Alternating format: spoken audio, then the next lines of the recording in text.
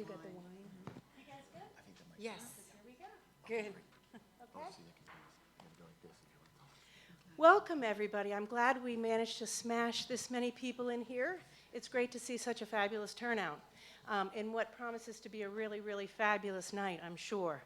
I'm Ann Roberts, Vice President of the Dashiell Hammett Crime Society.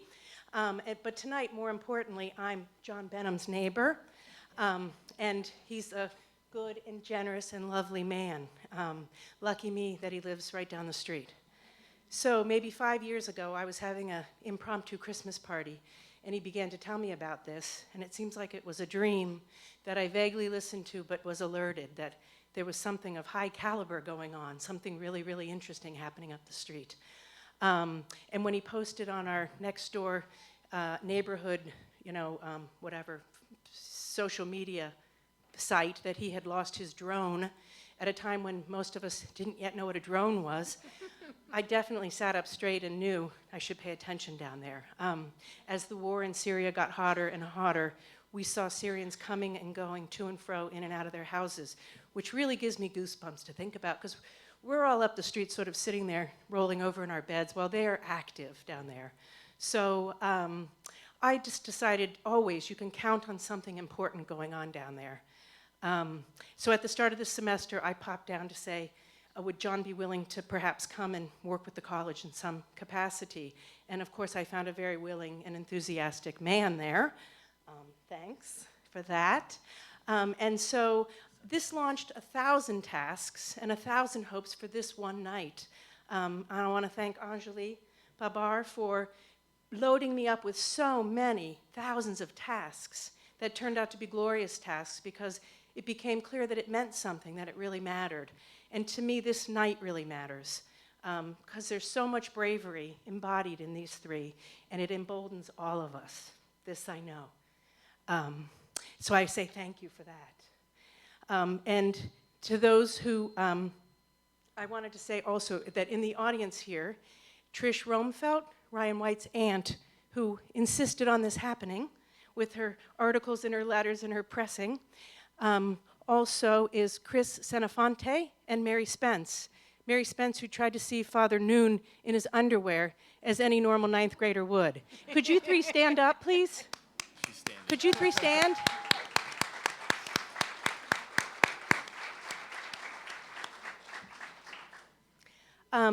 So this isn't quite doing its thing, but I'll carry on here. Last but not least, I just want to say that this has hit so many of us fathoms deep, and that I think that all those of you who are brave enough to have taken a role in this important enterprise, and thank you all for coming here tonight to experience this. I hand this off now to the president of the Dashiell Hammett Society, maker, baker, shaker extraordinaire, Dr. Anjali Babar.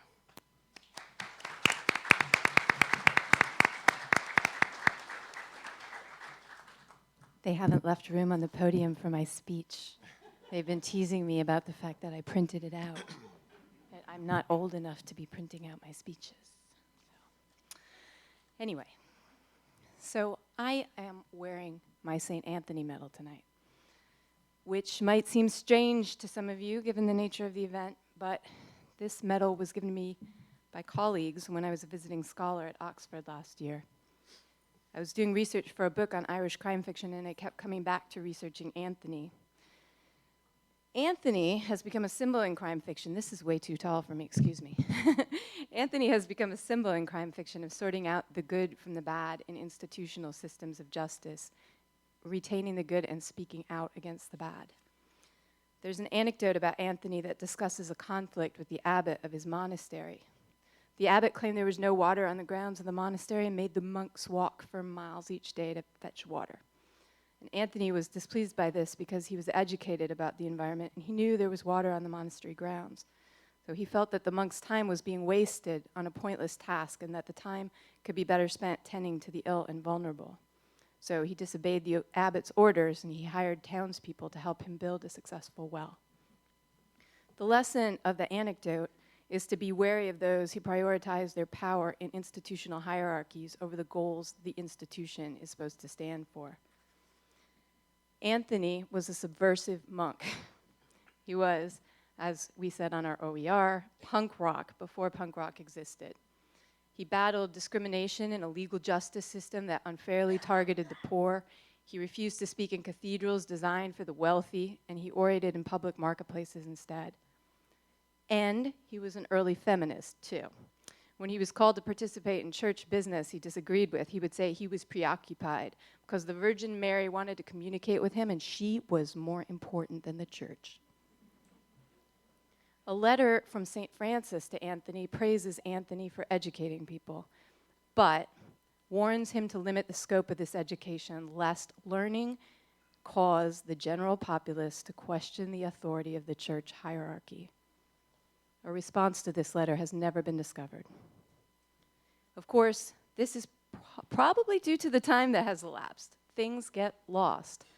But Anthony is known as the finder of lost things.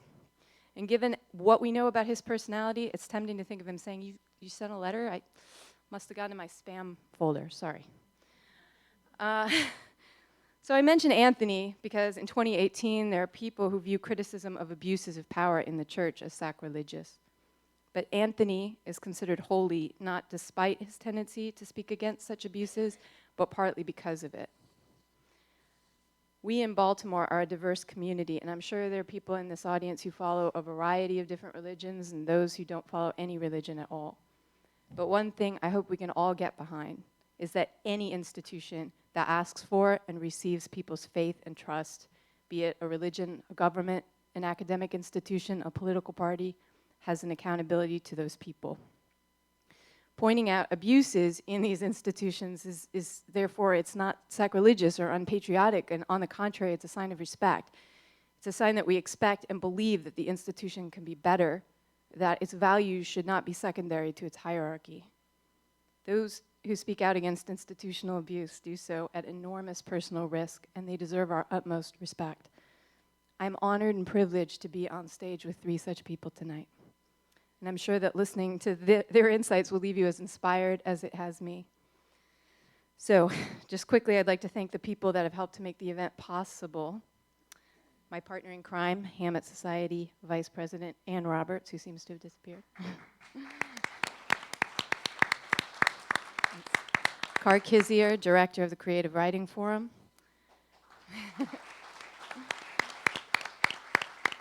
Charlotte Wolf and Kathy Sladix. Our student ambassadors, and particularly John Mumford, who is the person who told me about the documentary to begin with. What you learned from your students. Deans Bill Watson and Carolyn Scott. Susan Gabrin, Dan Sim, Greg Karpoff, Hope Davis, Doug Heinel, and Ben Hardy, who's the hardest working man in the world back there. All of our audience for attending and showing support for the important cause. And our sponsors for tonight, the Mellon Foundation and Polis Books.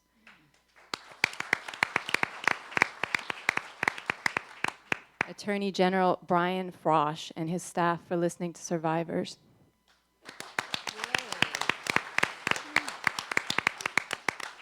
Everyone who worked on the documentary, and particularly Teresa Lancaster, Ryan White, Jessica Hargrave, and Abby Shaw.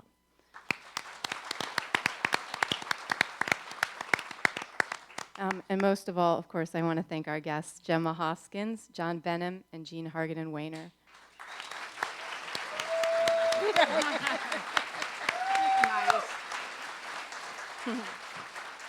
May their bravery serve as inspiration to us all to break the silence.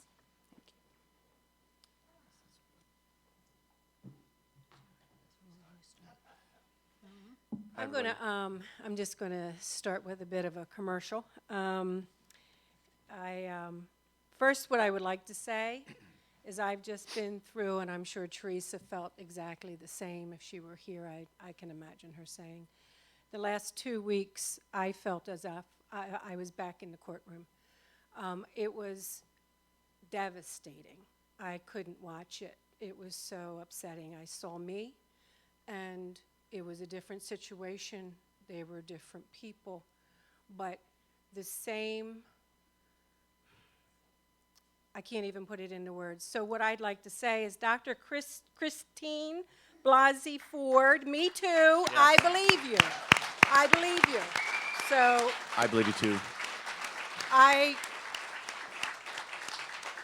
felt as if all of my hope was we had come so far, and when I watched that, I felt we were 25 years, we were back there, because it was either you waited too long or you didn't have enough facts to prove yourself. And to me, someone who's been through any kind of trauma knows that those two factors don't fit. That said, I wanted to talk about the Attorney General's investigation going on right now. I got a note from Rich Wolf, who is the investigator for the criminal department. I asked him if there was anything in particular, because we are noting the contact information for anyone within the Maryland area who was mistreated or in any way assaulted, in whatever, or knows someone within the school system, within the church system, within the ministry, that they contact him. And I spent 4 hours with him and 2 other parts of their team.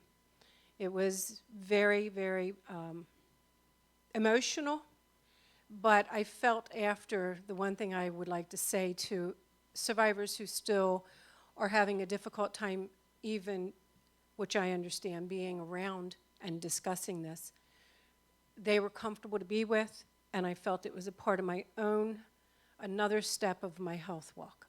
So there was something about doing it that made me feel that I was doing it for that little girl in me.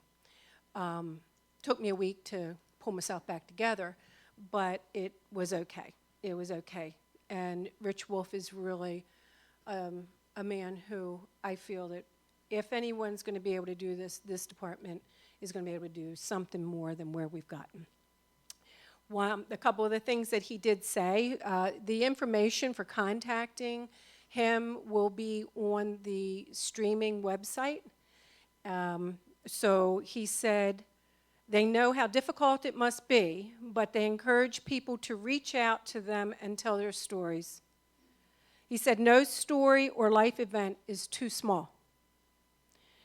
If you were a victim of an abuser associated with a school or place of worship, or you have knowledge of such abuse, let them know.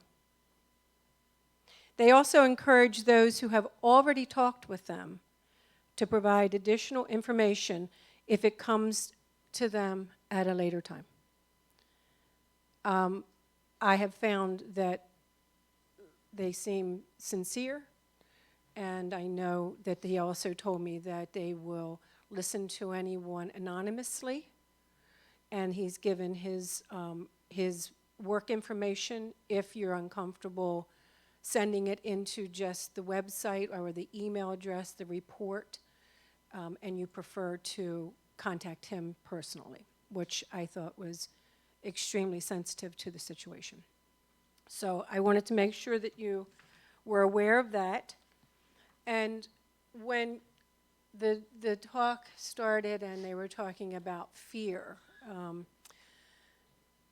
fear, as much as I work with people and I know that, that it is an illusion, that the only thing to fear is fear itself. We have all the great sayings. Fear is real. This week, as I have remembered more and memories have fleshed out, I also am feeling things more. And as this week opened up and I watched myself on a Channel 2 interview, I looked in the mirror after and I thought, you are the only one who's publicly saying that you saw Sister Kathy Sesnick's body. And there may be people, now that this has gone into the Attorney General's office, that may not want you to be in any way available to be a witness for the state. Now, that may be stinking thinking to some of you, but to me, I started to realize that the fear I always had, I was at another level of it. So all week, I felt myself being shot. I felt the bullet go through my chest.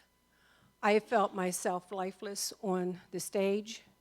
And I knew it was, I had seen a dead body. I saw it lifeless before me. And I knew that that was a threat to me at some time and a threat to my parents.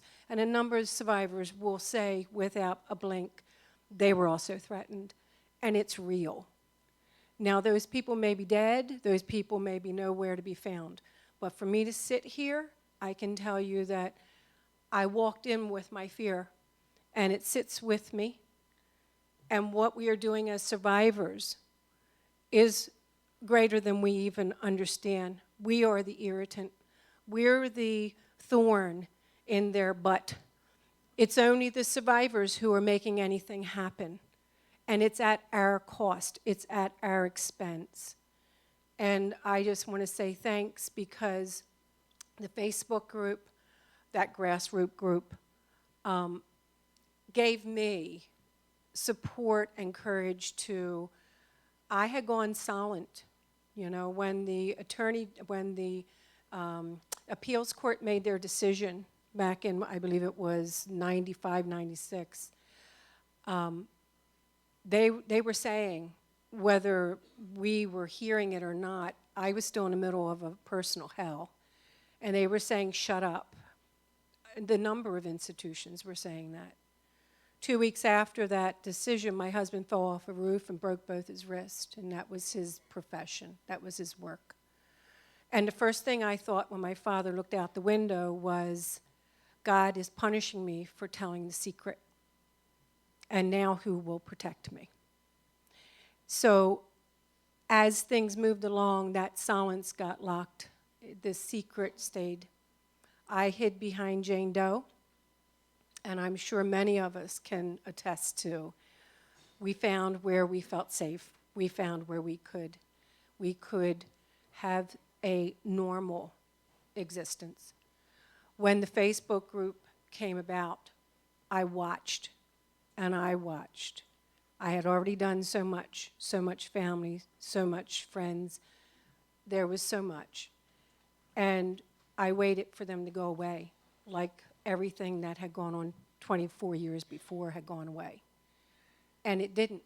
And it just got stronger and stronger. And it got to the point where I felt I could trust it. And so at that point, I put my name on Jane Doe. And personally, that was another beginning, because it opened up a whole other area of fear, of remembering, of people knowing me, and me needing to go outside of my safe space. So when I think about the courage that it does take for survivors to speak, and a lot of people are doing it now, and they all need to be just applauded. I think that what we really are seeing are heroes, heroines. We are watching the policy changers, the life changers. Courage is contagious, and we're watching it. We're watching it rumble and bubble and grow. The same way that some behaviors that we've seen can be toxic, and like a virus grows. Remember that courage is contagious, and your support and those who have spoken up, it has really been, I think, more than we can even imagine the effects. So there you have it.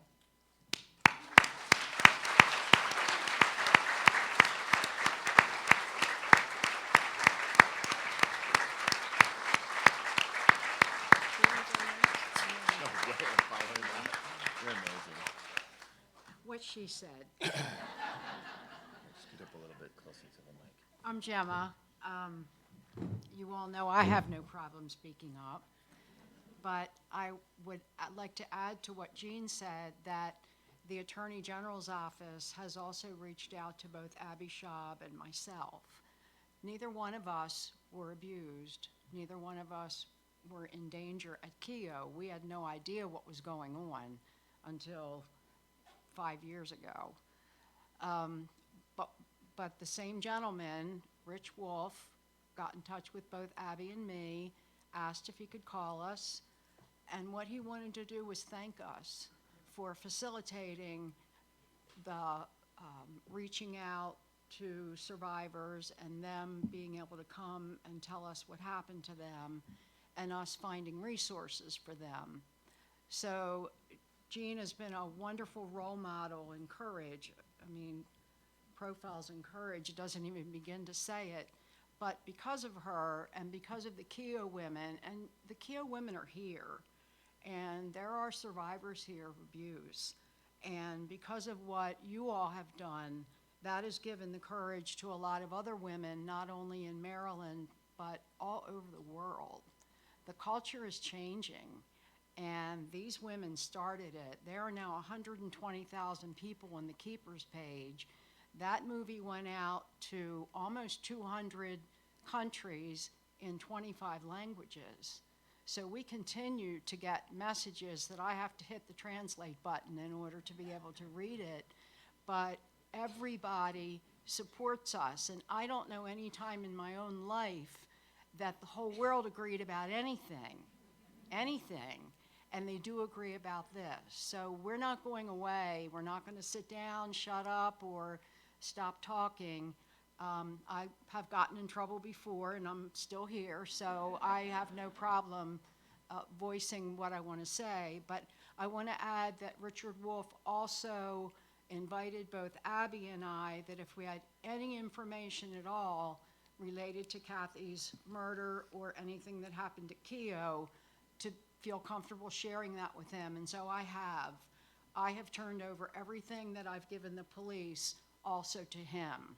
And it's my feeling that this whole thing is going to unravel and is going to lead us to what happened to Kathy and Joyce Malecki.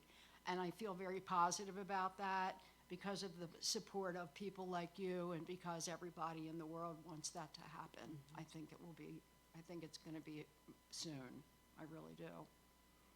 John?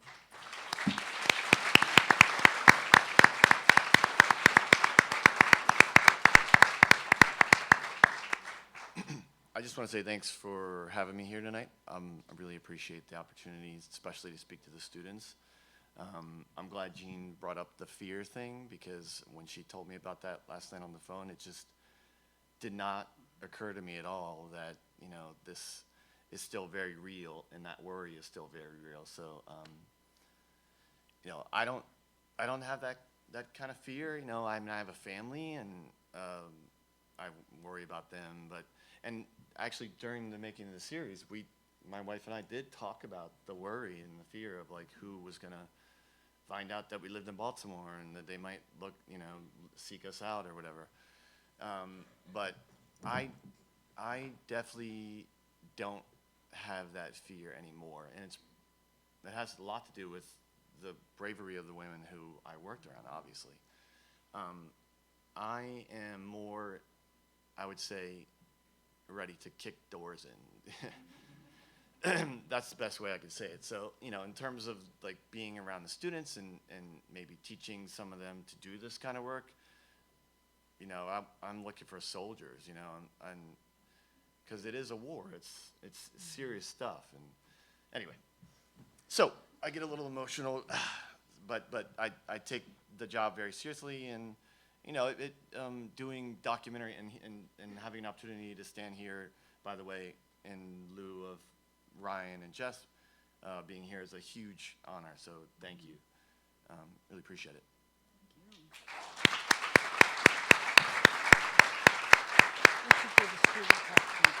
Totally. Yeah, that's great.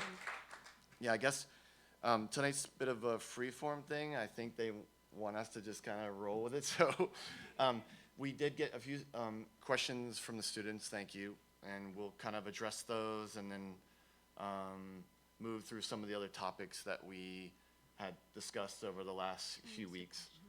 What's that? Yeah, The please. students, would you stand up, please, so I have... Yeah, will the students stand Will up? the students just Right. stand so I know where you're at, or raise your hand? I just want to Yay. know.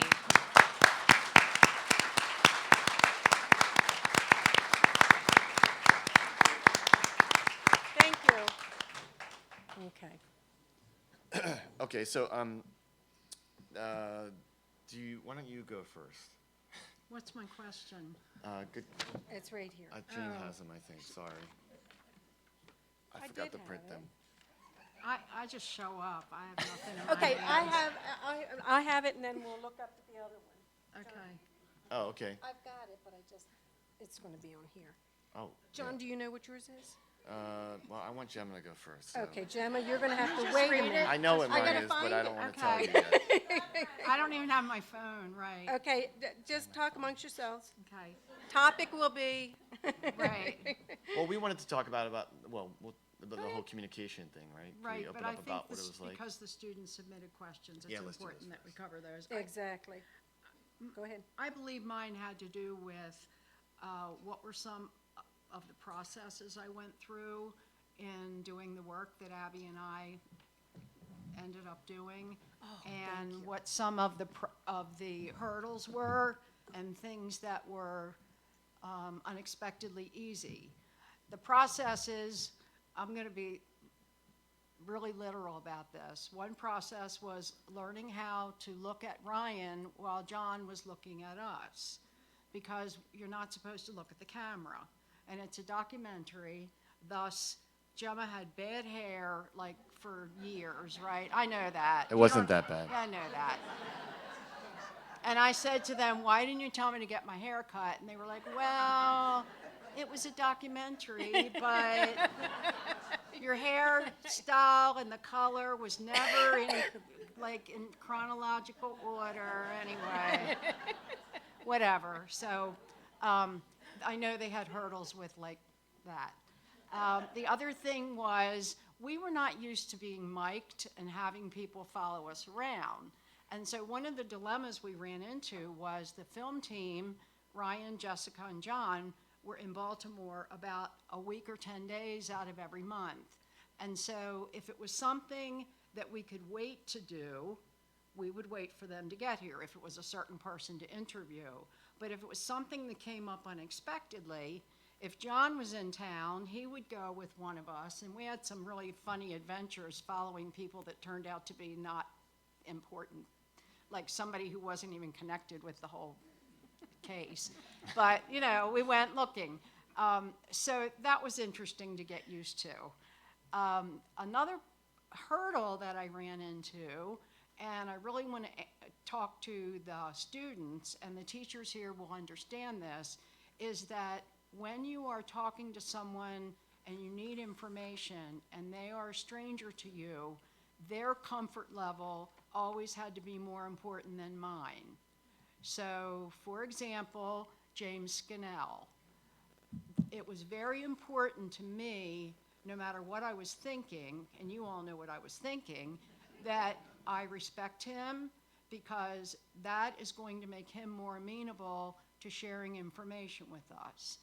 The other thing, and we're going to talk about this a little bit later, is that in communicating with people, listening is as important as speaking and writing. And for me, being a listener is hard because I am a teacher and I like to talk. And so I said to Ryan at the beginning, I often tend to be too TOO present in relationships. I know that. And I said, you may have to tell me to back off. And almost right away, I was like trying to tell them what to do. It was the teacher in me. And I said, you just have to tell me. And he was like, okay, back off. So I had to learn to be a student again and to be a better listener and to know not to look at the camera when the camera's looking at me. I know this all sounds really weird, but if you go back and look at the series, you'll see what I'm talking about. There are some things that we had to learn that were kind of comical.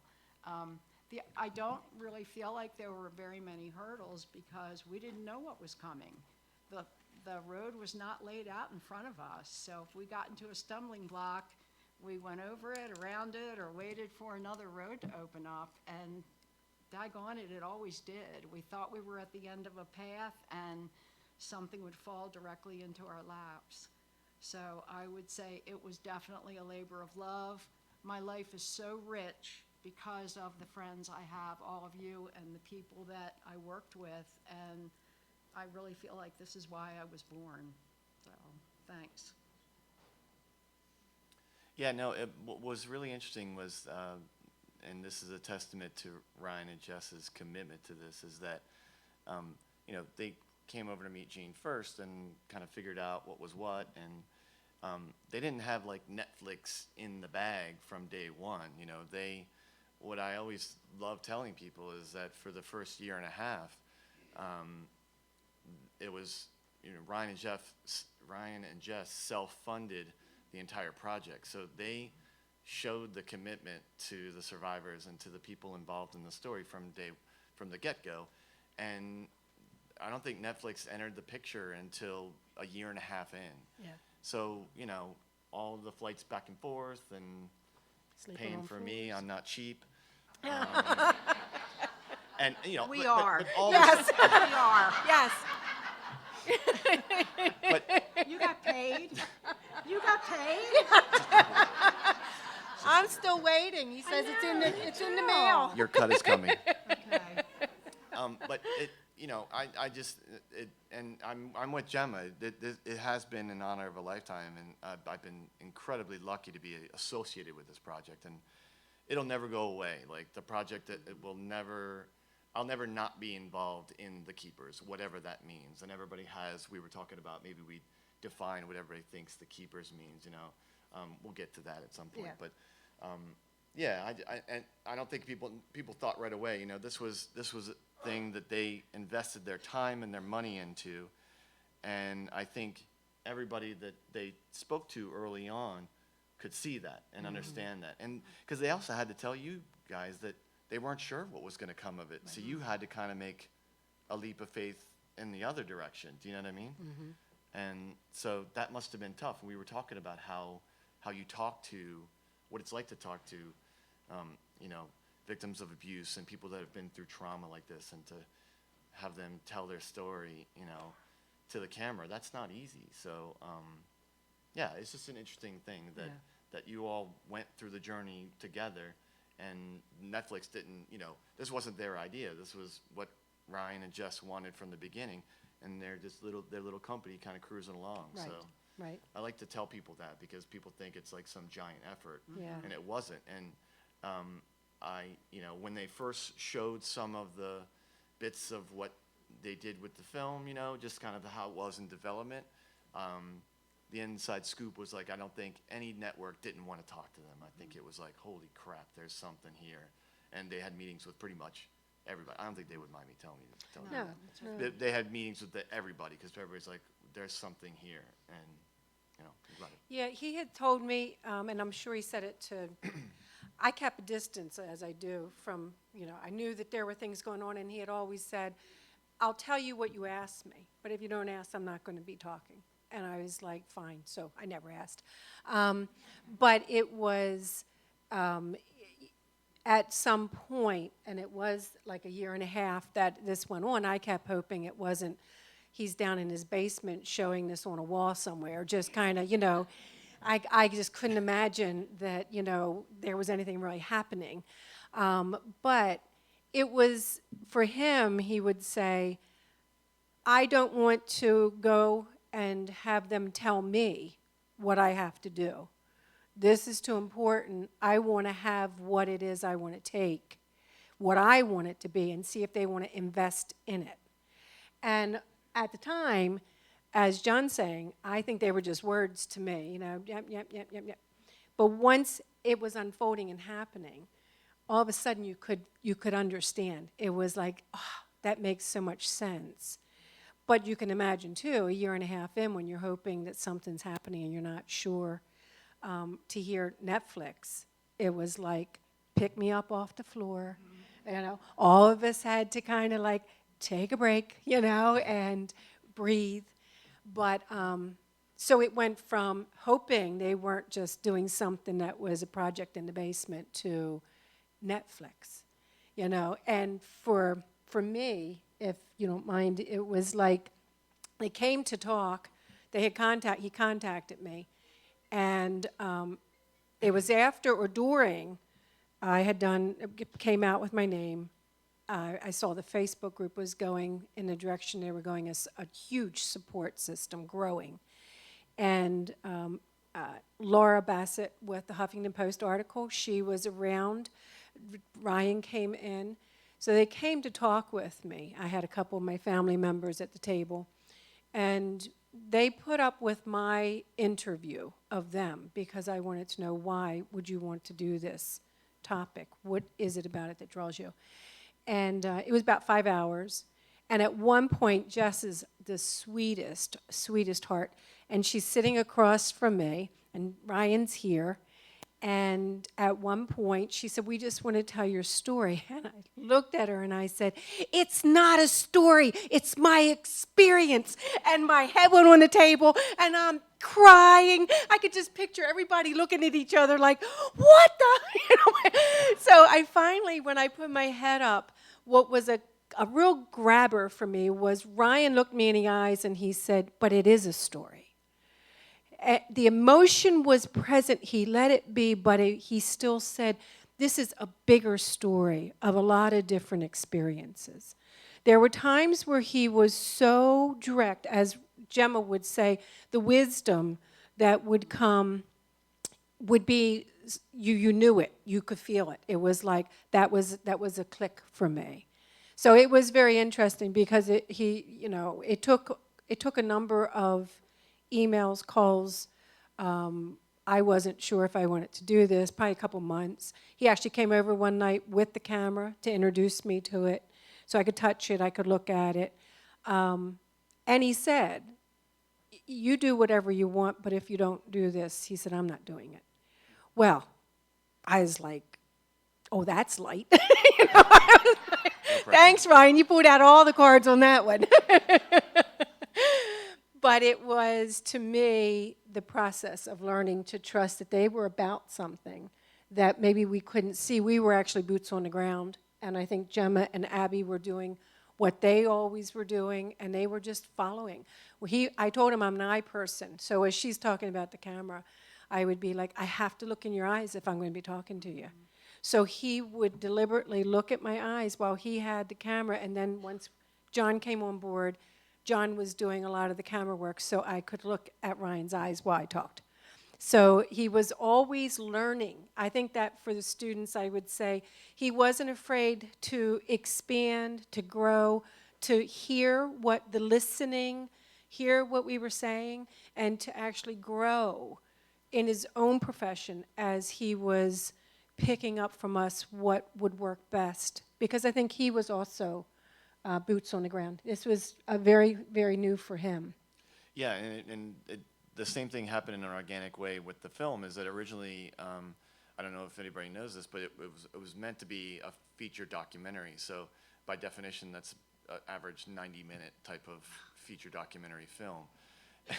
and obviously, the more that we were learning and the more that we were doing, I think Ryan and Jess probably said, you know, at the time, I remember sometimes we'd be in the car kind of camped out waiting to do something, and we were all talking about Making a Murderer. Because at the time that was on Netflix, and it was like everybody was watching and everybody was kind of talking about it. And we hadn't even imagined, that this could also be a series. We were just still on that feature documentary line. And then I guess when they showed it in development to somebody, one of Ryan's colleagues or friends said, you know, this could potentially be a series. So then it went to like, oh, okay, well now we'll do a series, and then 5 episodes, then they're like, oh, we need a number 6. There's too much. And they're like, no, let's expand it to number 7, because it just kept coming. And sure enough, I mean, with everything that's happened, we could easily be up to 10 episodes by now, maybe a dozen. But at some point, you cut it off and make it work. But well, and just on the tail end of that, with the students, I had thought about that. I would always say to Ryan, how do you know when you're done? Because it's an issue that's ongoing. This isn't like it was going to have an end. We had always talked about There was nothing saying we would find who killed Kathy, nor what was being really dug up is the abuse, the horrible abuse. These people, we had experienced this crime, this huge crime. And he would say, his professor would say it's like musical chairs. And you're going around and around, the music's playing. You just had to know when to grab the seat when it stopped. And I felt like that was really an education moment, you know, because it really is about trusting your gut, growing in the sense of knowing what your gut and your heart are telling you, and not being afraid to say, the subject may know also. And so he had no problem saying to me, do you feel there's any more? Is there anything else? And so it was a team effort in our work together with the keepers and him, I felt. How many hours of film did you have? 800? I didn't Seven? keep track. Between 7 and 8, probably? A lot. Yeah, a lot. And I mean, in yeah. my head, I had pictures of like some storage room with like reel-to-reels. Well, they put them all on a little flash drive, and he would like send it electronically to LA, right? Or It's the whatever. 21st century. Okay. I know, but I know. But I had these like Hollywood ideas, right? Of course. I forgot what I was going to say, so you That's okay. talk. What was your question that you were asked? Yeah. Okay. Sorry. Did you get yours too, or did it go silent? it Okay, went that's fine. I'll do mine. I want to thank the students for a softball question, by the way, before I start. We're totally going to solve this one tonight, so it's going to be amazing. A lot of men, especially with the Me Too movement, are wondering how they can be advocates for the women in their lives and in the country. What advice would you give them? Wow. Be married to Angela. That's a good point. Well, first off and foremost, I am completely 100% unqualified to answer this question. Not just because I'm a man, but we can sort of pontificate on it and figure out and sort of deconstruct what it is that we can all do and what kind of responsibilities we have as men, and certainly afterward during the reception or whatever, we can talk about it together. But I spent some time just kind of writing a bunch of stuff down. I do a lot of traveling, and so I'll write stuff on planes because there's nothing else to do. And I finally said, hey, to my wife Angela, I said, hey, can we sit down? I want to talk to you about some stuff. I got some cool ideas to how to answer this question. And I read all this stuff, and I thought it was all cool, and she's like, And I was like, what? What do you think? What do you think? And she's like, I feel like you're missing the point. I mean, and it wasn't like that I totally whiffed on it. It's just that I missed the most basic thing that we all can do as men. So, and that is ask a woman. Luckily, I had her to ask, and I always have her to kind of reflect and bounce things off of. And the first thing she told me was like, you should have asked me a little while ago, and we could have hashed this out. But it was helpful, and so that would be maybe the first thing to say is like, ask the women around you what you can do, because instead of going to some book and researching it, talk to your mothers and your wives and your sisters and daughters and whoever that is and say, what can I do for you? And don't just ask them once, ask them once a day or once a week or whatever that is, because there's valuable stuff there. And I learned all kinds of stuff by asking my wife what I should do. And she sort of talked about this really cool, there was two things that happened in like social media recently. There was one Twitter feed with an activist, I think her name is Danielle Muscato. I recommend you look it up. She's a civil rights activist, and she put out this like Twitter thing. Angela told me about it, and it said, what would I do as a woman, or what would my female friends do if every night our society had a 9 p.m. curfew for men? It was just a like, do your thing, Twitter. Like put the question out there, and then all these people would answer it. And the responses by the women were pretty telling, because as Angela kind of counseled me on a little bit, and some of the other women I talked to and asked them the same question, I learned about all the crazy stuff that that women have to do because of the potential to run into crazy, dangerous men. And it's insane. And some of the stuff that people answered, these are really simple things. Oh, and she said in the thing, you know, dudes, please read the replies and pay attention. That was kind of her end note to the question. And so some women were coming up and just saying, you know, a lot of women shape a lot of what they do in their lives based on the potential and the decision-making and everyday decision-making that they face. Things like going out to bars by themselves. You know, guys do that all the time, but women can't do that. They can't have that extra drink because if they get drunk, they're vulnerable. If they can't walk down the street with earbuds in their ears. Women were saying how they wish they could do that and jog at night. One woman said she wished she could walk around at night without having her keys tucked between her fingers so that she could use them as a weapon. That's insane. I mean, I know that people do that, and they have to do that. But one woman said, I'd go outside at night to enjoy the contemplative beauty of the city at night without having to be hyper-vigilant that someone was going to jump out of the woods and grab me.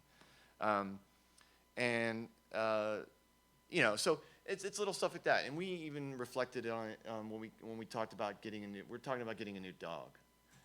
We have this big black Labrador, and he's a big, tough guy. When people knock, he barks like crazy, but little do they know he's a total teddy bear. But we were talking about getting a pug, and Angela was like, I have to say, I don't know how I feel about that, you know. I mean, I travel a lot, you're away a lot. I would love to get something a little meaner looking, a little bigger, you know.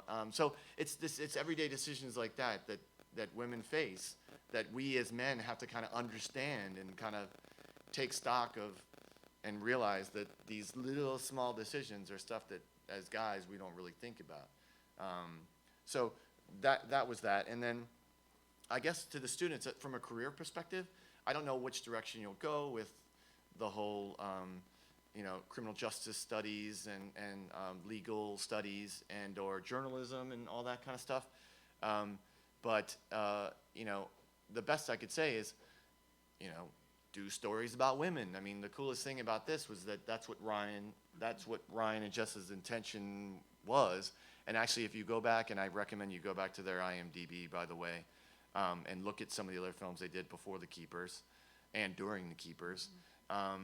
They have an interest in female characters, and they tell incredible stories about Serena Williams and about the Beatles' secretary, Frida, and about all kinds of cool stories. So they're intentional filmmakers. So you can use that intent to put forward the kind of topical nature of the Me Too movement and sort of deconstruct it for all kinds of stories, just like you were talking about.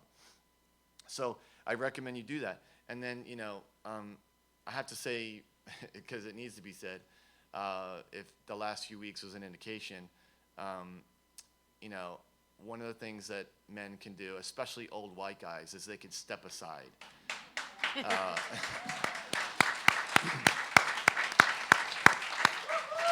Sorry, old white guys, but it's totally necessary, and they were so odd during the hearings that they couldn't even. There was no women around. They had to put a woman in front of them to ask Dr. Ford questions, and that's a little bit insane and odd. But anyway, so if you see an opportunity and you hear from a progressive candidate that is dealing with issues that speak to you or that you think will empower people, and especially women, and especially if that person that you're listening to, that candidate, happens to be a woman, cast your vote for her. Do that. That's something as a man that you can do. So, anyway, and then what else? One of the last things I wanted to say in response to this is that in the career as well, from a career perspective, when Ryan and Jess did the Keepers, they of course got a lot of attention, and rightly so. They're very thoughtful filmmakers. And one of the biggest, agencies in the world, or whatever, in the business, came to them and said, "Hey, we wanna sign you guys."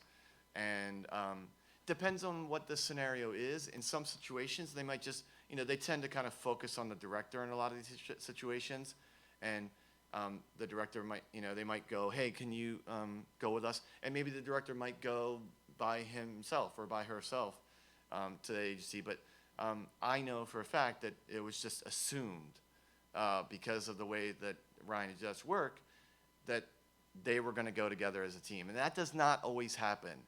Ryan could have just been like, "Okay, off, jet set, boom, up the ladder."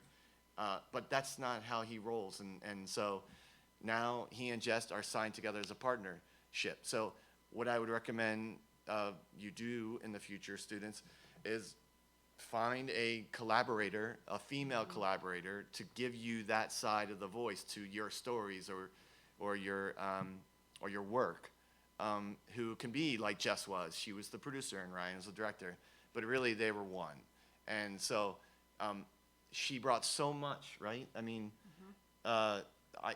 Ryan said, and they won some. They kept losing all the awards. They lost the Emmy and all this other stuff.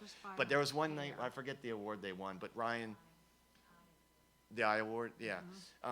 And Ryan said, "Hey, I'm glad I finally got a chance to give a award speech," because he wanted to make the point that Jess was, Jess Lawson was Jessica Hargrave now, was the glue of the whole thing, and she is the woman behind the Keepers. I mean, obviously, these are the people that made the Keepers happen.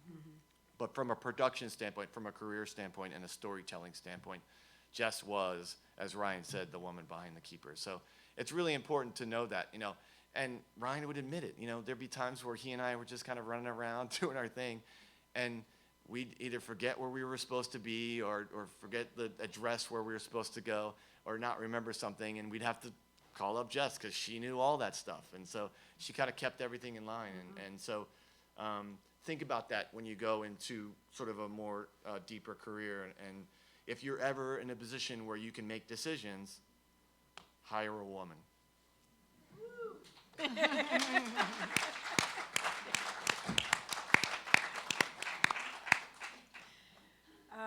So the question that you guys had asked or had to do with, it had to do with why I decided to advocate, to be an advocate. It's not a decision, really. It just kind of unfolds. For me, it's really kind of, hindsight is 20/20, but it really is, does it feel right? I think that's the big question that I would always kind of sit with. Does it feel right? Is there still more to do? Is this for me?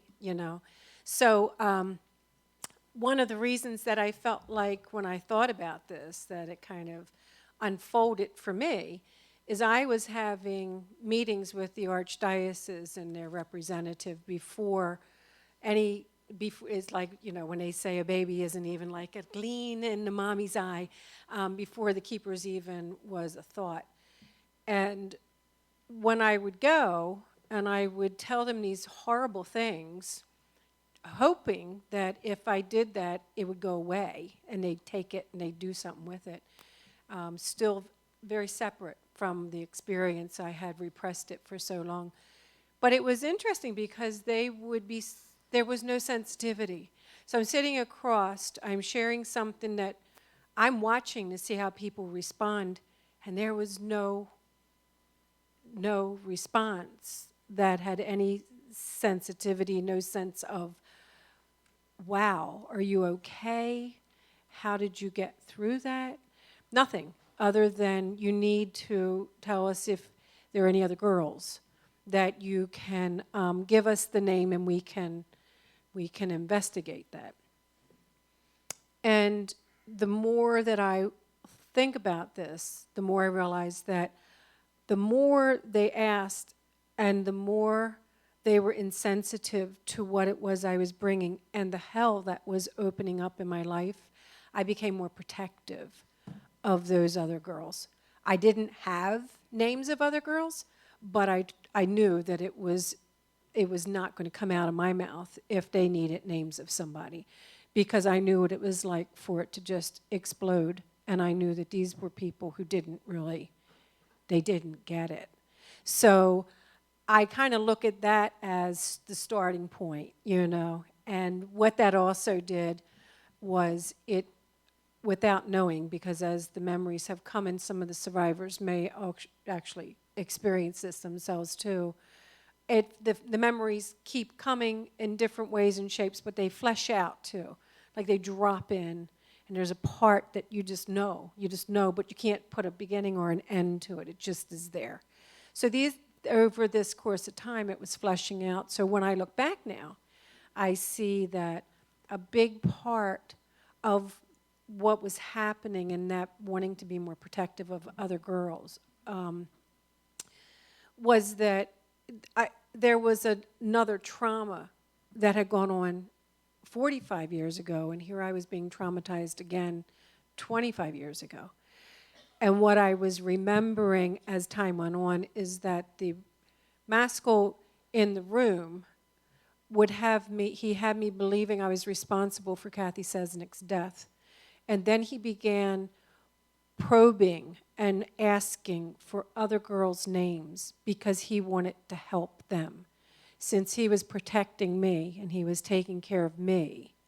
So this was really kind of an important part for me because it was touching on a deeper level, but all of it was about protecting other girls, my classmates, my sisters, and so we're talking about the school, but any trauma, you go into any kind of situation, it can be a flood, it can be a house burnt down, it could be any kind of trauma that you're going to go into people's lives. I think what Ryan did was he allowed all of that not to have an answer. It didn't have to make sense. It didn't have to come together from start to finish at any given time. He just let it be, whatever it was. So he was the director, but he followed where it was leading. And I found that to be as a subject, extremely beneficial to him as well as to myself. So I think that's really the start of my wanting to protect other girls. So I think that's what I would say. The other question had something to do with the support. How did I find the support? And it was very interesting because since I told you everything was silenced, everything that came out 45 years ago in a courtroom or, no, not 45, 25, that was all record. There were depositions, we were in a courtroom, none of that was public. So anything that any people knew was just what was in the newspaper. And there again, there's so many medias that were a part of this, communicating. Letters my family sent out to alumni anonymously, communicating. The newspapers, Sun Paper did fabulous articles on this as we were going along. You end up with Tom Nugent, wrote an article in 2005, it ended up in the city paper. Then he's got the Inside Baltimore's going because he was called and asked, when are you going to, do something with this? And so, podcasts now, and Facebook, and there's just so many, The Keepers is one of those steps. But I did find that nobody knew a whole bunch other than those couple people that I had confided in. So the support is really a good question. I didn't trust. I didn't trust what I remembered. I didn't trust that it was to be talked about. I didn't trust anything. So there were a few confidants, people who I was able to chat with. I had good therapists that I started moving into, which is a fabulous part of the work, whether you are on that side or this side. because it will stir things in you. Any kind of really meaningful project should stir something in you. It should make you in some way feel that it's touched you, and there may be things you need to do in order to talk to a mentor or another colleague, or do some of your own self-care so you can continue doing what it is that you want to be doing. But so the support ended up growing as I watched people trust me. I learned to trust them. So I was learning how to do what I had never known before, which was by watching other people believe me in my own private circle. And a lot of what you saw in the Keepers, any number of my family had no idea. They knew about the abuse. They were fabulous supports in their own right of just being supportive as a family. But I know that a lot of them were shocked by what they heard because it was never public in that respect. So that was one of the reasons I would not talk about it too, because I knew it would be so painful, and I always had the sense that I would be hurting somebody. And I had to get to a point of realizing that I wasn't hurting anyone. The situation was hurtful. The people who were doing these things were hurtful. And it takes a while for, I think, survivors to get that, So Ryan was very patient. He listened, and he allowed it to have kind of a life of its own. I don't know if most people understand that none of us saw the series until you all saw it. So we saw it for the first time just the way you did. And I think we all had family and friends with us, but it was surreal to watch that piece of sculpture be formed. It's really not typical of most documentaries. To me, which involves John's camera work, Blake Neely was the composer of that just gorgeous original music, and watching it all be sculpted to the very end, when Jean and Charles agreed on what had happened, and Ryan told Jean about Charles. I thought it was magnificent. I thought it was a real piece of artwork. Very different than, the cinematography was just so very different than most documentaries. The other thing that the students asked me was, Abby and I did not set out to be a team solving a mystery. It just happened. I was a hothead on Facebook, and she would be like, let's back off, and here, let's do it this way. And then I began just from afar, because we weren't friends since Keo, and I started to lean on her, asking her for advice about something I would like to post. And so the students wanted to know, how do I feel about us taking on the responsibility of the kind of investigation we did that's typical of men? And we didn't think of it that way, because Abby and I are both very strong women, but and because it was definitely a woman's film, I'm really proud that when the police finally invited us to come to the station, we worked very hard getting there. And the first cold case detective was ready to retire, and he was like, oh, there's these ladies in the community, and they're going in the wrong direction. I was like, wait a minute, I can kick butt. I'm not gonna be like a lady with a little tip. So, when he retired, and a woman took over his job as the corporal in charge of cold cases, and the filmmakers had the opportunity to interview Gary Childs with the corporal voice off to the side. And when Kathy's family was able to come and talk to the police, then they reached out and invited Abby and I to come in. And we were so prepared that day. Abby is like such a record keeper. She had her little box of files, and I just had my phone and stuff in my head, kind of. And so every time the corporal, Robin Teal, would say, well, if we only had, and Abby would go, here it is. And she'd say, now, if we had a document Here it is. So we actually, and I can share this now, we gave them 2 smoking guns. And one of them was that Edgar Davidson was a bigamist, which is a felony, and had never been arrested for that.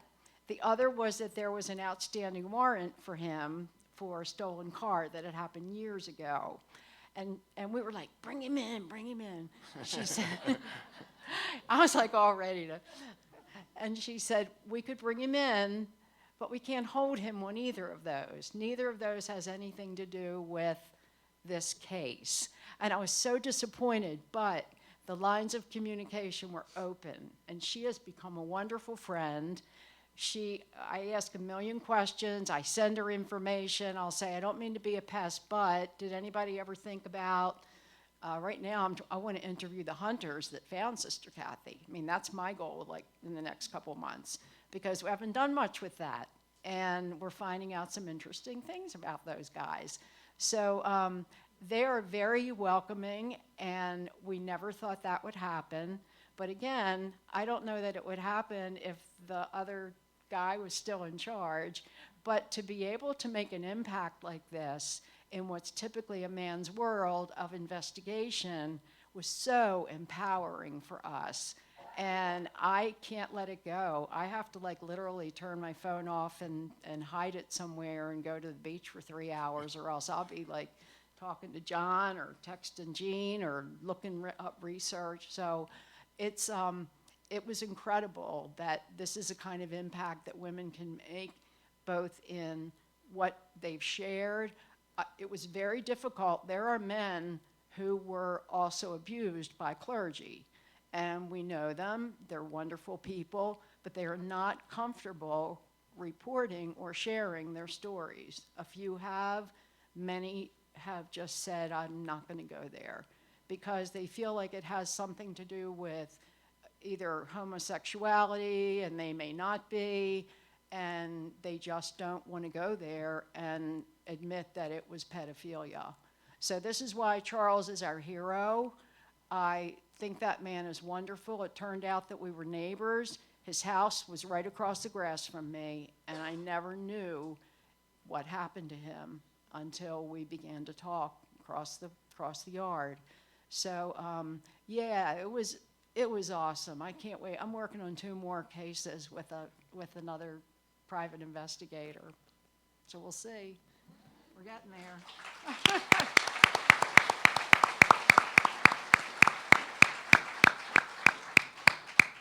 Like I said, it's not done yet. It's going. It's ongoing, and we really hope that Brian Frosch actually does something with this. I'm hoping this isn't just like a political or an election year stunt, but he seems very serious from what we gathered.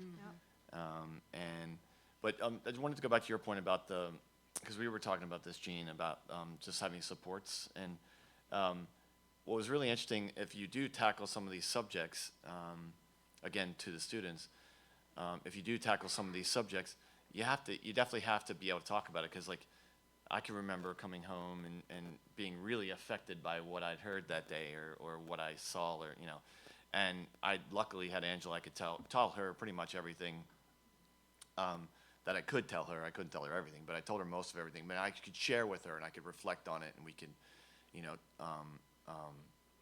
sort of, even if it was like 3 a.m, luckily she would wake up and talk to me, because I needed to talk, because I was like, oh my God, this is insane. So that's going to happen when you dive deep into these stories. You need to be prepared to take care of yourself as well as have like with the survivors having their own support system. And I was always really impressed by how objective. I learned a lot about actually working on the series, because from an industry standpoint, I hadn't done anything like this before, or as long as this. I mean, I've worked on a lot of nature stuff, and that takes like 2 or 3 years sometimes. But a social justice documentary about people was not something that was normally in my wheelhouse. So it was very new for me. And so Ryan and Jess were very generous about the time they gave, and the time spent with all the survivors. And I was just really impressed by all of that. And I had been looking for a long time in my life how to be sort of more activist, you know. I never could figure it out. Even in my 20s, I was like, I wasn't really like a big marcher. I didn't know like what to like, you know, fight back against, but I always knew that I like kind of fighting against power structures. And so this was like the first time that I was like, okay, yeah, this is a mission. I'm ready to kick some ass. And like, you know, I took it really seriously. And so you can do this through that profession. You can kind of take a subject, you can play an activist role in whatever subject it is, you know, Me Too, you know, and so it's funny. We actually also reflected on it with our kids a lot. We would talk at the table about it with them at the dinner. Not that it's like dinner table talk, but we would say, hey, you know, like you gotta, like this is some serious stuff that's happening, and so we all kind of bounced thoughts and ideas off of one another because we had to talk about it. It consumed me during those years. So I couldn't think of anything else. Even when I wasn't working on it, because I was doing other projects at the same time as the Keepers, I could not stop. Like you said, like you can't stop. You got to hide your phone. I could not stop thinking about it or talking about it. But because we had to keep a level of objectivity, I couldn't talk to anybody about it. You know, and I was really impressed by how we might, on one day of filming, we might film with Jean in the morning and Gemma in the afternoon. But we never told Jean what Gemma said, and never told Gemma what Jean said that day. So we always kept that level of separation. And so it was really, I felt like almost like a journalist, cameraman, filmmaker. It was a really interesting experience. So you could have that with any subject. So, but you got to just make sure you kind of keep it on yourself, obviously, as well as keeping the confidence of the people that you're working with. Nobody in my family knew I was even involved. So Chris, who's back here, and John were because neither one of them had actually been involved in the abuse or had been involved in the horrors at Keogh, and they were like, I would unload on them because I trusted them and they never judged me. My mom was also dying at the time, and I knew she didn't need to hear about this and would worry about me. So my nieces are here. I think we were almost to the end by the time I even told anybody in my family, and nobody freaked out. They were all like, "Oh, that's cool." For me, it was, I thought that I was, well, of course, one of many that, you know, I remember I would always say to my daughter at a certain point, it would be like, I think I'm a key player in this. And she's like, you think?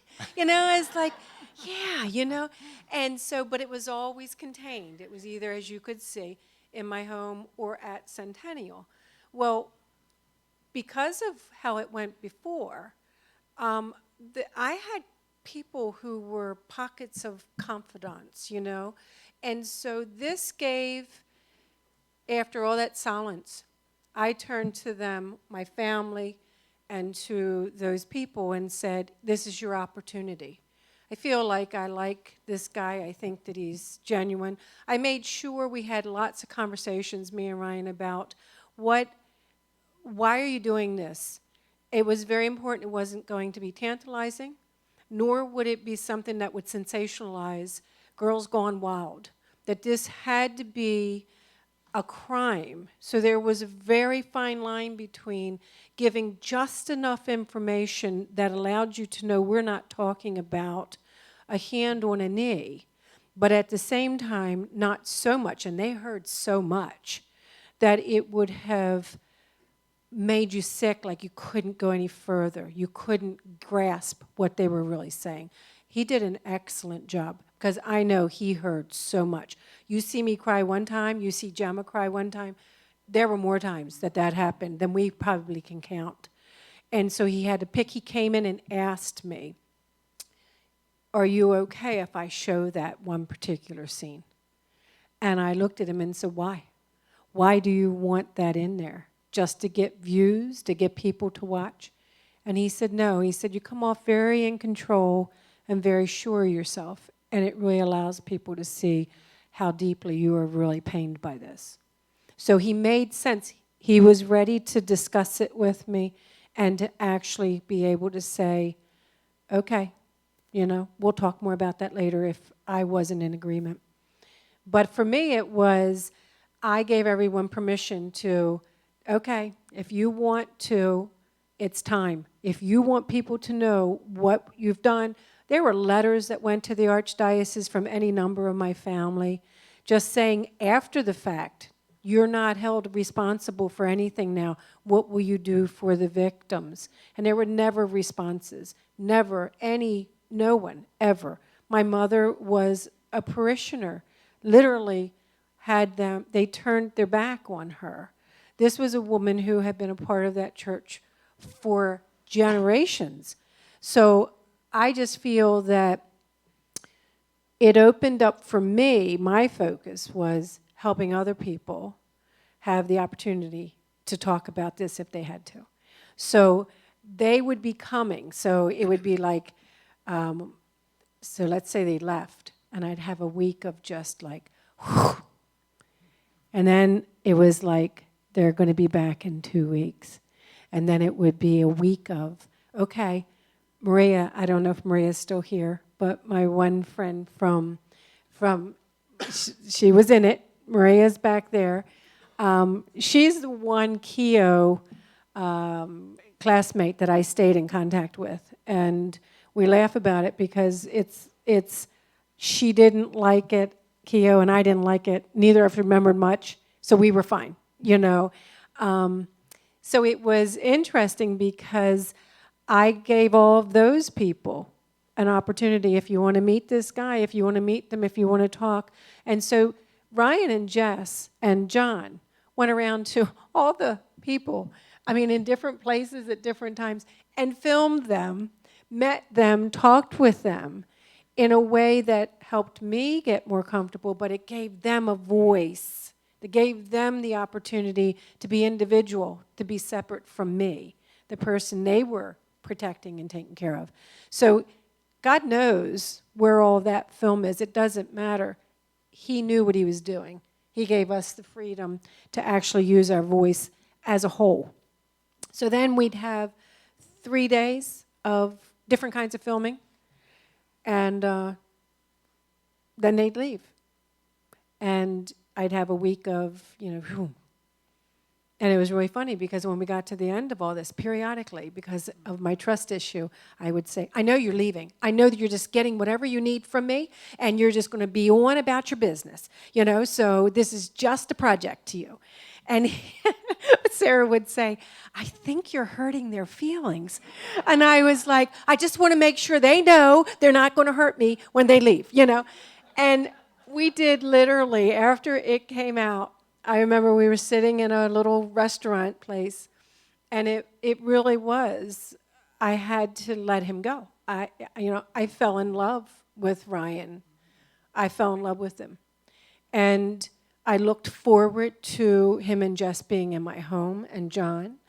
I found there was an acceptance, there was a belief in who I was, a trust in what I was saying. This was a major step in my life after all that silence. And we did get to a point where it was like, okay, we call it our breakup conversation, you know? I asked, could I have his dog, Betty White, you know? He's like, no, you ain't getting her. So, but it's a relationship. The hard part, I would say to the students, is when you know it's done, when you know you've come to the end, be respectful, use integrity in your communicating with your subjects, because they have trusted you. They have allowed you into a space for whatever the trauma, whatever the issue is, that you're leaving.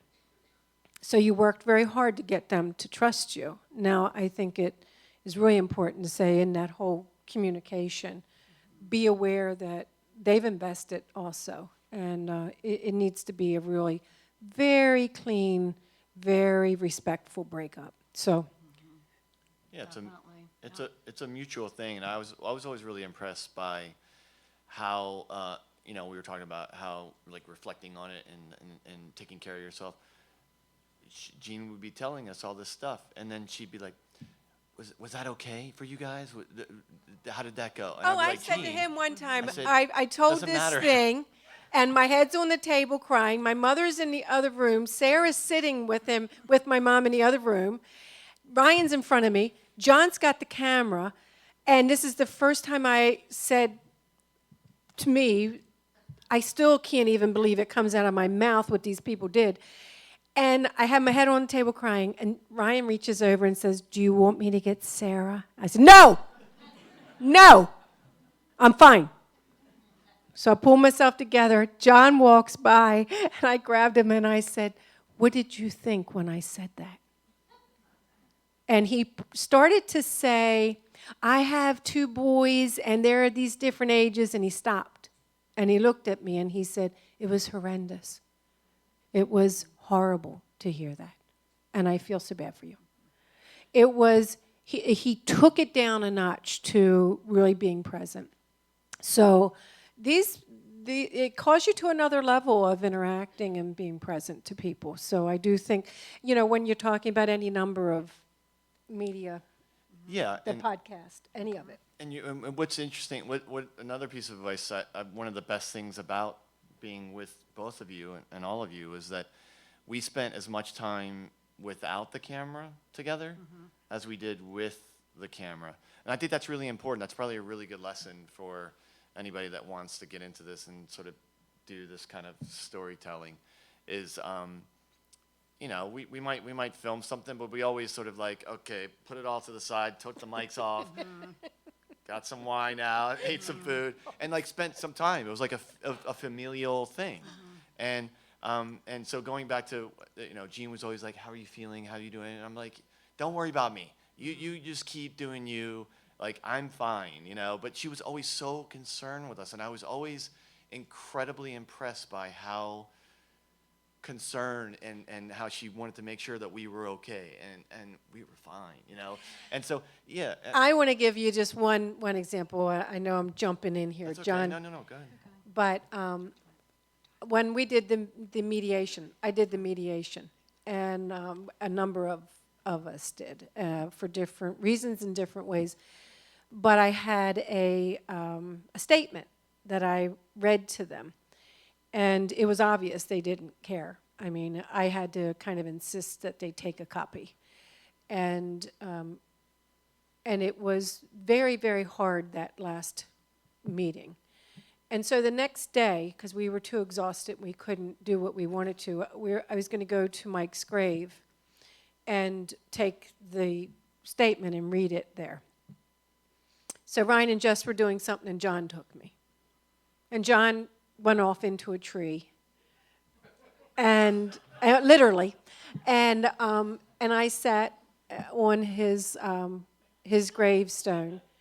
And I proceeded to read this to Mike and sobbed and sobbed. I mean, the moans, and I could not believe how deeply this had disappointed and upset me. And once I finished, we got to the car, and he looked at me, and he said, he went to take my mic off. He said, "No, first." And he held me up while I sobbed, and I sobbed. It was one of the most touching moments I have probably had with a, I would say, stranger. But more so, it was such compassion. So when I say I read these things to the Archdiocese representatives, and they had no sensitivity within the room, what these people showed was always compassion. Compassion, caring, and a real respect for their subjects, the people who they were working with. It was powerful. And we go through obviously big emotional ups and downs, but during those sort of hangout sessions, which I think are really important for you to have with your subjects, I remember talking to Sarah a lot because I really wanted Jean to be mad. Like, I wanted her to be angry. And, so when I couldn't get the anger, off camera, so the camera we weren't on camera anymore, but when I couldn't get Jean to be mad, I would go and, go over to Sarah and I'd be like, this is, you know, and I would like drop a bunch of F-bombs and talk to her. She was like my anger sounding board. We could talk and be angry together. And I always really appreciated that about her. So it meant a lot to be part of this sort of extended family. And I always say it was like a mission, you know, we were all part of this big mission. So There was always like a poignancy to when you guys would come in our homes and leave. Nobody ever has trouble hearing me. I I know, was a well, teacher, so, that's okay, okay. now you can hear me now. There was a sense of sadness when everything was finished. And like I really missed everybody, even though what we were doing was very difficult. But it gave us an opportunity to be with people that were super professional, but really safe. Like my sister started calling it the tribe. And like, by the way, you all are now part of the tribe because you've been sitting with us here for an hour and a half. And it's hard to describe because they were always professional, always, never inappropriate, like maybe funny inappropriate, you know. But there was just such a sensitivity and just such a balance, a delicate balance between sadness and laughing and anger, and it's very difficult to explain because I don't know that all filmmakers work that way. I think some just shoot the thing and say, okay, we'll be back next week, but like John said, they would come and have dinner with us, and I did once say, do you guys ever like need a place to stay? And Ryan had family here, and Jess was, you know, then they started doing Airbnbs, but they were like, we never stay at the houses of people that we're working with, which I thought was probably a good guideline. But no, we spent a lot of time at the Double T Diner, didn't we? Yeah, it's interesting too because I felt like they did have that distance, even though they were so involved on multiple levels. So I found that to be really. I can remember when we were talking about the idea of how do you do a project? How do you have an issue that you need to give both sides, and you have to, you know, you can't, what is it, biased? Is it, or you can't, unbiased? you can't be, well, you have to stay unbiased. Unbiased, you have to stay unbiased.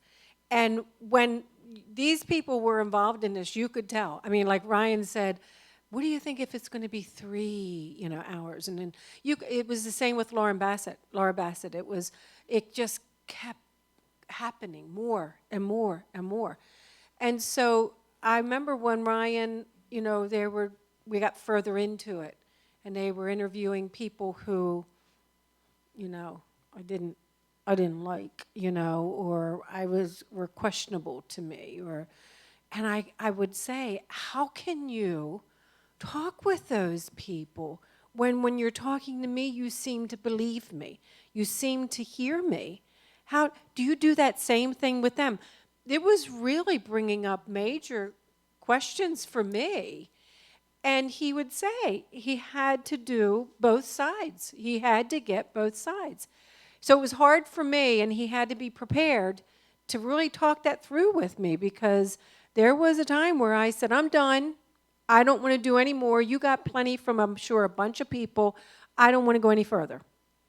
And he got a hold of me and said, fine. Do you want to just meet out at the park and talk? And so he came, and we might have spent 4 hours sitting at the park because I had to talk about what it was that I got scared. I got really scared. And he just listened. And it was interesting because it was one of those things where you kind of felt like, I don't know, there was no real, you had to stay in a situation where you could take both sides of it. You see with the keepers, it had 2 sides. There were all kinds of people that had to be talked to. When you talk about Skinnell, they had to do that on a regular basis. Yeah, and just respecting the level at which your comfort level. You know, if you needed to put the brakes on, then we put the brakes on. There was no like, are you sure? Can we just, it was at your direction and your discretion. I think Ryan and Jess always kind of let you lead the ship a little, you know what I mean? You were kind of the pilot, and if you didn't want to talk, fine. And that's important. So like you got to remember, you can't always, even though you really want to have the camera for whatever's happening, sometimes you just got to leave it in the bag and not, go there when it's not right. So just got to be kind of aware of that. I would like to just touch on one thing. I know that I was told there's some creative writers in the student group. I'm not sure if they're here this evening. But what I put a little book together with being encouraged by my family when this came out. I am a journal writer, and a lot of my insights and the growth personally, that was one of the tools, and it's very, I started it years ago. But what I found was at a certain point, because it was coming up from within, and it was a dialogue, it was another voice, that they became kind of poems. And so I put a little booklet together of those poems, which is really a part of me telling me, speaking with me speaking with that part. So I just wanted to encourage, I think free flow writing, I think creative writing is a very powerful tool. I also think that, there's been some excellent things. I'm sure if you are doing this, there's all kinds of ways to approach communicating through the written word. And I think it's a very important thing to keep that written word moving. It has just another power all its own. So I did bring some of them. I put them downstairs. So if you just can take one, and I hope that it, kind of gives you an idea of what my sense of journaling and creative writing is. How about you? Oh, I was going to say one more thing. I was reminded by Ann that some of the students were interested in the use of the drone in the series, and that's kind of one of these things that kind of just happened. We weren't really planning on using drone. I know Gemma like she always asks me about the drone, but and I sort of just taught myself how to use it. So I know they're totally normal to you guys now. Like drones are like, oh yeah, that's simple Wait, stuff. Does everybody know what a drone is? I'm serious. It's like a miniature helicopter essentially. With a camera. With it's like a Yeah. toy, literally a toy. Every time I use it, I feel like I'm playing with a toy. So nonetheless, we would use it for storytelling. So it's another tool that can be used, and it's nice because every now and then it just gives you a sort of outside the perspective, all the madness of being in the jungle. The jungle is just as beautiful if you get above it and look down over it. So it's just a storytelling element and a device that we would use. And I frankly wasn't licensed. I was kind of like a guerrilla filmmaker, and I just put it up and flew it around, and I would fly it around the archdiocese and be like, take that, and I'd fly it around the basilica, and a couple times I almost hit the top of the dome, and I had my son with me. He's like, dude, that's not good. You're way too close. So, because I always put the second iPad in his hand, and he would be like, Dad, you look really close. And so we'd be hiding in the alley because we didn't want people to know we were there. And the point was to like film it and then get out of there real quick. And so, it's just it's a cool item, and it's kind of offered some different, visual perspective, and yeah. So, you probably all know how to use it by now, but it took me a little while to figure it out, and I crashed a lot of them on the way to figuring it out. But luckily, I never crashed any on the keepers. But yeah. So I think the last thing was someone said something about wanting to know what future works we've done. I could show those later. We don't have to show them now, but we could. Yeah, that's fine. So we'll just finish it up and just say thanks. Oh, we can. Okay, cool. So some of the students were just interested. These pieces that you're about to see are just two pieces of of work that I was a part of, and they're relevant to the discussion because one, they are filmmakers who I was introduced to because of Ryan and Jess. They referred them to me, and so I was able to work on a project about Syrian refugees. Yeah. Sorry. Oops. I guess the topic this morning be, Sorry. South That's okay. Bronx. You're okay. That's the wrong one. Well, you can show that one first. It doesn't matter. But the point is that these pieces both represent not just stuff that I've worked on since The Keepers, but they represent films that are directed and produced by women. And so I kind of it's sort of like a feather in my cap. I take pride in that. And actually the refugee piece is shot mostly by a director of photography named Layla Kilborn. And so I was able to work with her, but it was her film. And so I just wanted you to see them because you should go out and see them. I think the students have something they'd like to give to you before we close. Oh, okay. The students have something they want to give you, Jenna. Oh, that's sweet. You want some flowers, Jenna? Oh my gosh. Thank you. Thoughtful. Thank you. Thank you so much. Appreciate it. Thank you. Thank you very much. Oh, they're beautiful. They are. Thank you. Thank you so much, you guys. Cheers. Thank you. Really nice.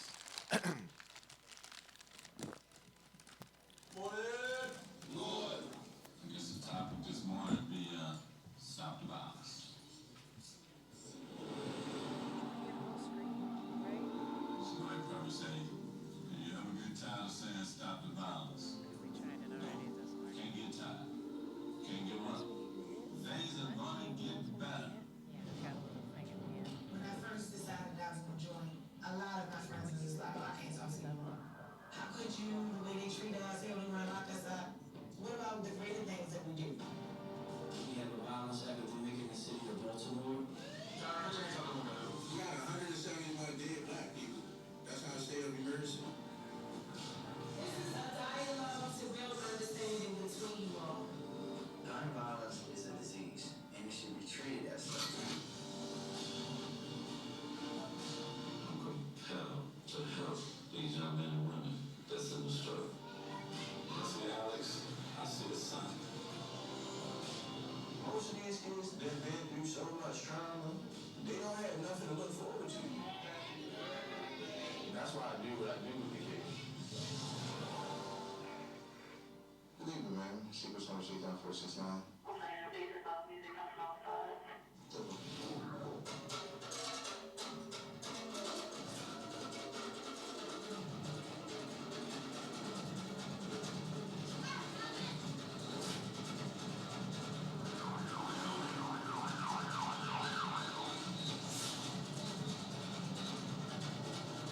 Main question is, why do we do this? Where is the love? This craziness got to stop. I believe in the future. I believe things are gonna get better for our people. Meet the journey.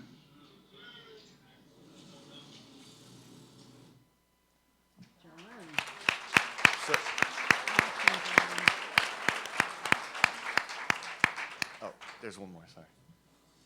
Where are you from? Are you from Iraq? Sure. No? Where are you from? Where from? Afghanistan? Where are you from? Where from? The big town? Syria? Syria. You're from Syria. Syria, Hams. Syria. Say, I am from Syria. Say, I am Syria. from Syria. I am from Syria. That's, Very good, Syria. And you speak Arabic, right? Arabic. Arabic? You speak Arabic, the language. Do you speak You Arabic? speak Arabic, right? Say, I Do you speak. speak English? Yes, I speak English, but I do not speak Arabic. Do you speak Arabic? And do you speak Arabic? Do you speak Arabic? Say yes. Yes. Do you speak Arabic? Yes. I speak Arabic. Arabic. Okay. And So, Amazing. so those are just the two pieces I want to show. They're both filmed in Baltimore. The The first one is Charm City. It's directed by Marilyn Ness and produced by Katie Shevney. And I was lucky enough to work on that one. It just was picked up for a theatrical release, and it's playing at the Parkway Theater. So I'm going to plug that and tell you, support social justice filmmakers, especially when they're women. But it's just started last Friday, and it'll be at the Parkway Theater on North and Charles for, I think, 2 weeks or 3 weeks. But it's also playing in LA and New York as well. And then it'll be on PBS next year. And then the other film, This Is Home, is just, again, about the plight of Syrian refugees coming to Baltimore for their first 8 months. What is their life like? And that was a great honor to be a part of as well. So that's playing on the Epix network, EPIX. And that was directed by Alexander Shiva and produced by Lindsay McGrew and filmed, majority filmed by Layla Kilborn. So these are, I wanted to show these because I take pride in being a part of them, but I also take pride in the fact that they were directed and produced by females. So we have, in the industry, need more diverse representation by persons of color and of women. So I would, compel you to get involved in things like this, especially from a criminal justice standpoint and from investigative reporting that you're so passionate about. So I just want to say thanks again for having me. I really appreciate it, and thank you to these two women. Thank you so much. Yeah, thank you for very much. inviting us.